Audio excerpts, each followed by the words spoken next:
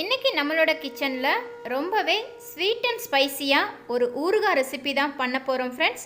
Rambutan பழம் பயன்படுத்தி ரொம்ப சூப்பரான ஊறுகாய் வந்து நம்ம பண்ண போகிறோம். வாங்க எப்படி பண்ணுறதுன்னு பார்க்கலாம். அதுக்கு முன்னாடி ரம்புட்டான் பழத்தினை பற்றின ஹெல்த் பெனிஃபிட்ஸ் நம்ம தெரிஞ்சுக்கலாம். இந்த ரம்புட்டான் ஃப்ரூட் வந்து ஒரு சீசனபிள் ஃப்ரூட்ஸ் தான். மலைப்பகுதிகளில் ரொம்பவே ஈஸியாக கிடைக்கும். கேரளாவில் ரொம்பவே ஸ்பெஷல் இந்த பழம். இந்த பழத்தில் நிறைய ப்ரோட்டீன்ஸ் இருக்குது, ஹை கார்ப்ஸ் இருக்குது, நார்ச்சத்து, நீர்ச்சத்து, calcium, magnesium, iron, phosphorus, zinc, potassium போன்ற தாதுக்கள் நிறைய இருக்குது. அது மட்டும் இல்லாமல் vitamin C, vitamin D, vitamin B3, B6 போன்ற ஊட்டச்சத்தும் நிறையவே இருக்குது. அயன் கண்டென்ட் குறைவாக இருக்கிறவங்களுக்கும் அதே மாதிரி டைஜஷன் ப்ராப்ளம் இருக்கிறவங்களுக்கும் இந்த ஃப்ரூட் ரொம்ப ஹெல்ப்ஃபுல்லாக இருக்கும் ஃப்ரெண்ட்ஸ். என்னடா இது ஆரம்பத்திலேயே இவ்வளோ ஆயிலாக இருக்குன்னு பார்க்காதீங்க. இது வந்து நான் எனக்காக எக்ஸ்ட்ரா ஆட் பண்ணிக்கிட்டது தான். இந்த ஆயிலில் தோசை தொட்டு சாப்பிடும்போது ஆஹா சொல்லவே வேணாம், அப்படி இருக்கும் ஃப்ரெண்ட்ஸ். வாங்க இந்த ரெசிபி எப்படி பண்ணுறதுன்னு பார்க்கலாம். ரம்புட்டான் ஊறுகாய் பண்ணுறதுக்கு நான் இன்றைக்கி 6 பழம் அளவுக்கு எடுத்துருக்கிறேன் ஃப்ரெண்ட்ஸ். இதுக்கு தேவையான பொருட்கள் ரொம்ப சிம்பிள் இன்க்ரீடியன்ட்ஸ் தான்.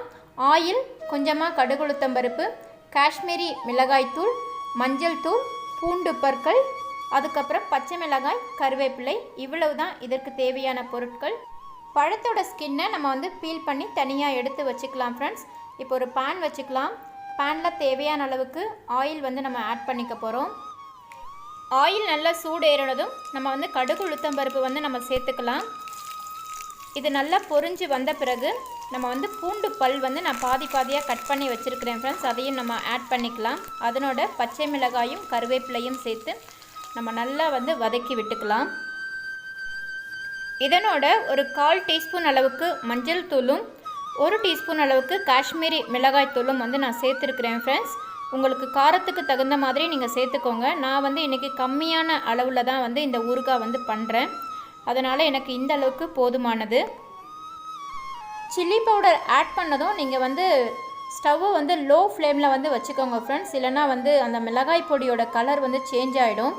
அதுக்கப்புறமா நம்ம பீல் பண்ணி வச்சுருக்கிற ரம்புட்டான் பழம் வந்து நம்ம ஆட் பண்ணிவிட்டு தேவையான அளவு உப்பும் பெருங்காயத்தூளும் நம்ம சேர்த்துக்கலாம். ஏற்கனவே இந்த ஃப்ரூட் ரொம்ப சாஃப்டாக இருக்கிறதுனால நம்ம வந்து ரொம்ப நேரம் பாயில் பண்ண வேண்டிய அவசியம் இல்லை ஃப்ரெண்ட்ஸ்.